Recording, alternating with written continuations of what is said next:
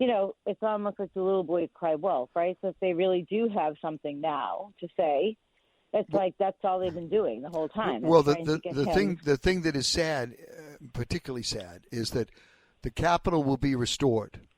There will be tax dollars spent in the Capitol within a month or 2 or 3. The windows will be fixed. The doors will be fixed. The graffiti will be erased. But there are a lot of small business owners in minority communities who did not have insurance, and their businesses have been burned to the ground, and they've lost everything. And there's no one who's going to be taking care of them. But I ask you very simply, like, why was that not cause terrorism? Like, if we're not going to divide black versus white, then why should we divide wrong versus right? Oh, you absolutely. Know what I mean? It was terrorism. If you're a small business, you're absolutely right. If you're a small business owner, whatever your racial background is, and a mob is coming and burning buildings, you're there. Look, there was the 77-year-old retired African-American police captain in St. Louis, 77 years old, who was defending the store of a friend of his, basically trying to give him some protection, and he was shot to death by rioters. Horrible. Right. But I'm trying to say, like, to claim the victimism of, like, we didn't have the National Guard. They didn't prepare that this is a vote. This wasn't, I'm not trying to say, like, they didn't know, this was coming, but I really don't think they knew it was going to be of this nature. I mean, I think they vastly underestimated the potential for violence, and I think the president contributed to it with the speech. So I know people are going to disagree with me, but I think a good politician, he should have read that crowd, and he should have said, "Look, folks, if you're going to go down there, and I implore you." To act responsibly, act like Americans. Do not engage in violence. Do not confront the police. Follow the directives that the police give you. Your presence is important. Please stay safe and do not commit illegal acts. And I think that admonition should have been given by the president. I got to run. Right, but I don't. Right. Well, one more question for you, Dan, quick. Yep. So with Biden going to the side of, like, hey, it was treated unfairly, and if it was Black Lives Matter or what have you, you know what? Like, they got off on domestic terrorism too. So I just think that, there's a lot of, wrong is wrong, and everyone no knows question. wrong. Violence is violence. Whoever commits it, and crime is crime. Thanks, Bridget. We'll talk soon. Call again. Loved your call. Thank you very much. Happy New Year. Good night. Back we go. Going to go to Jerry in Plymouth. Jerry, appreciate your patience. Next on Night Saga. Right ahead. Oh, thank you, Dan, for taking my call and taking on this important topic. I have 3 important things to point out. One is the huge amount of trouble President Trump, Don Jr., Rudy Giuliani, and others are for their role in organizing this rally, and then with their insightful language, instructing them to march to the Capitol. And if I get all their quotes and everything. And my second point is that the over $200 million that President Trump received from his supporters in the election being stolen scam should go to the families of the 5 people who died at the Capitol. That's an interesting thought. Go right ahead. Go ahead.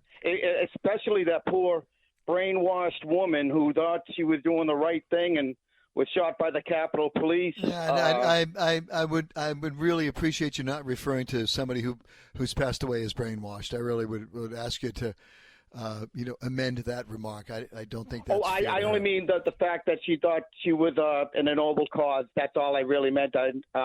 She probably did think she was in a noble cause, and she should not have been shot under those circumstances. I know what she was doing was trying to climb through a window. I've seen the video now from 2 or 3 directions, and that was unnecessary. That what that police officer or that Capitol police officer did, and I hope there's a full investigation. As there should be a full investigation into the loss of life of the Capitol police officer who died today. Yes, sir. And I have another important point too. Number 3 is the major networks have just announced that there'll be an article of impeachment against President Trump for incitement of insurrection. Yep. It'll be introduced Monday by the House of Representatives. And Dan, what a made-for-TV spectacle this will be. And their goal is to make sure that this is recorded in history. And when they go, what was his second impeachment for?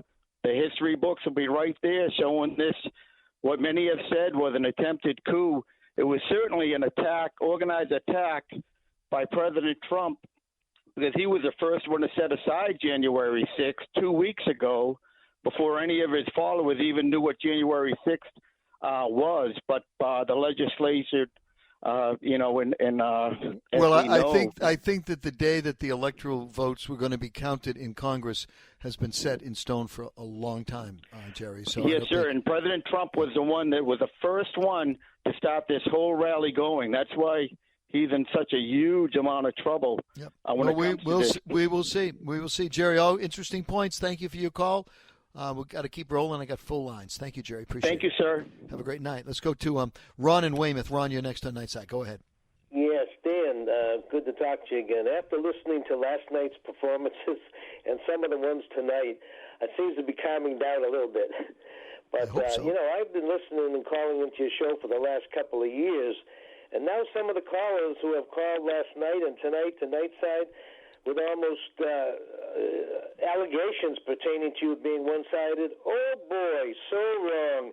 In fact, Dan, they're one-sided, and they're attempting to use your even-handed talkmaster time for the one-sided views through your mic.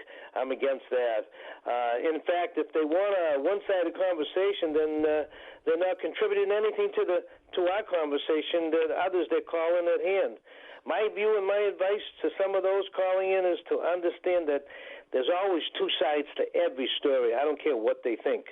So can they please stay the hell on the subject we're talking about? And Dan Rea, one of the great New England talkmasters, even compared to that way back renowned Jerry Williams. That's my comment for tonight. All right, fair enough. I'll let you go. Short and sweet and to the point. Thank you, Ron. Appreciate it. Okay, bye. Have a great night. I'm going to get Rachel from Ohio in here real quickly. Rachel, next on Nightside. Go ahead. Hello, Dan. I'm glad you're back. Thanks. I've been listening to all of this tonight, and I just wanted to say that you are a voice of democracy on the radio waves, and I channel search a lot of stations, and you are the one voice of democracy that stands out, and I think we really need you, and I just want to give you some encouragement. Well, I appreciate that. I do. I very much appreciate that. And I have one grown child who I have discrepancies of values with, and if a lot of these people were my relatives or my children, I mean, I just don't know what I would do if I had to love them all and try to get along with them. Well, you have to, and I'm hoping that maybe we can tone down some of the interfamilial disagreements. There's a lot of families who have become split apart, and I think people have to understand that there's something even bigger than politics that you have to worry about, and that is your family and your loved ones. Because no matter how much you might love Donald Trump's policies, when it comes time for you to pass on, it will be your family who will gather with you around your deathbed. In the same way, you could love Joe Biden. I'm not a Trump supporter. Definitely not a Trump supporter. Yeah, so that's all what I'm saying. Been. No, I understand, but I'm saying whoever it always will come back to your family, and I think sometimes we forget that. We get lost in I think I think the greatest value is peace, and the greatest value is justice and liberty for all. No, peace and nonviolence. We live in a country where you don't have to engage in violence. That's what's so important about the United States of America. Rachel, thank you so much. I appreciate your kind words. Continue to listen and continue to call, okay? Oh, I will. I will continue to listen. And Good continue night to call. And Happy New Year. I remember other calls you've made, and I please feel free to keep in touch, okay? It's wonderful to think that someone in Ohio takes their time to listen to my show broadcast out of Boston. I don't know how much of a thrill you can understand that is for me, but it really means a lot, and I truly mean that to all of you who spend. Yes, I appreciate you're there to listen to you. Thank you. Good night. Good night, Rachel. Have a good weekend and Happy New Year. For those on the line, Gary, you're going to be next on the other side. We got Lee in Needham coming up. Lenny's in Natick. Lee is in Waltham. John is in Boston. If you stay there, we'll get you on as quickly as we can after the news, folks. I apologize. We got an 11 o'clock newscast. The only open line is one lady's line at 617-931-1030. Back right after the 11 o'clock news with the great Dawn Huff. Work is different when you're working from home. Sweatpants 24/7, 0-hour commutes, conference calls with kids. But with endless communication platforms, we still haven't figured out the whole work thing. Glip is a new type of meetings platform that makes working from home a little less work. With unlimited video meetings and team messaging, it's everything you need to stay connected, all in one app. Glip by Ring Central. Meet smarter. Sign up for free at glip.com.